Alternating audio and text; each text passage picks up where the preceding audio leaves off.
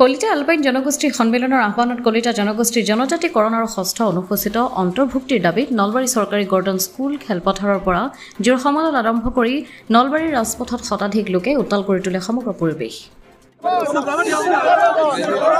আজি কলিতাসকল জাগিছে কলিতা আলপাইন জনগোষ্ঠী সন্মিলনে আমি ইয়াত নলবাৰীত আমি জোৰ সমদল কৰিছোঁ। এটাই উদ্দেশ্য, আমাক জনজাতিকৰণ কৰিব লাগে। আপোনালোকে জানে যে কলিতাসকলৰ অসমৰ বিভিন্ন ঠাইত tribal block belt area, 6 schedule area আৰু আমাৰ যিবিলাক কাউন্সিল এৰিয়া আছে তাত ভূমিৰ অধিকাৰ নাই, ৰাজনৈতিক অধিকাৰ নাই। সংৰক্ষণ ব্যৱস্থাই আমাৰ কলিতা জনগোষ্ঠী কৰি পেলাইছে। এয়া চৰকাৰৰ অভিযোগ আমি প্ৰতিদিনে আমি দাবী কৰি আহিছোঁ। আমি প্ৰত্যেকদিনে আজি বছৰ বছৰ দাবী কৰিছোঁ। আমাক জনজাতিকৰণ কোনো কামত বৰা নাই এতিয়ালৈকে। আমি অসম চৰকাৰে আহ্বান দেখিছোঁ নৱেম্বৰৰ ভিতৰত আমাৰ ফাইল ক্লিয়াৰ কৰক, নৱেম্বৰৰ ভিতৰত।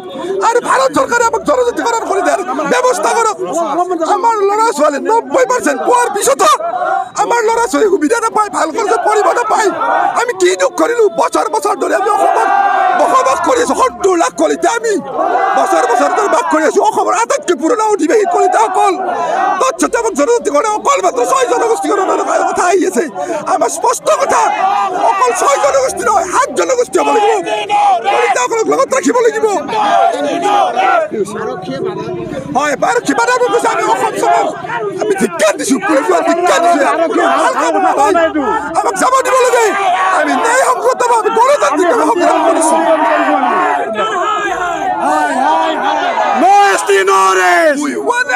অসম চৰকাৰ হাই হাই।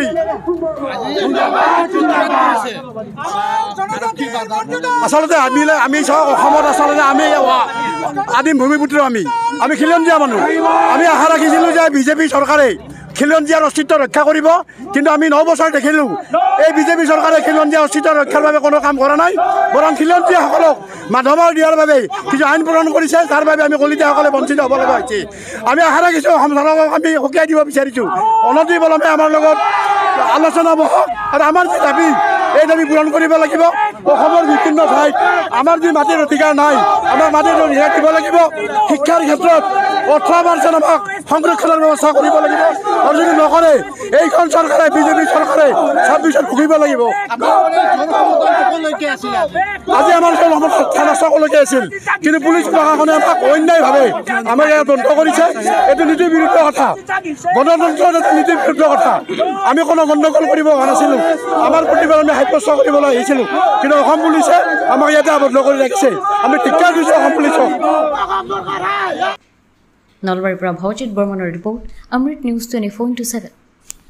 অমৃত প্ৰবাহ, অসমীয়া সাপ্তাহিক কাকতৰ ডিজিটেল সংস্কৰণ অমৃত নিউজ, সত্যৰ সন্ধানত অমৃত নিউজ।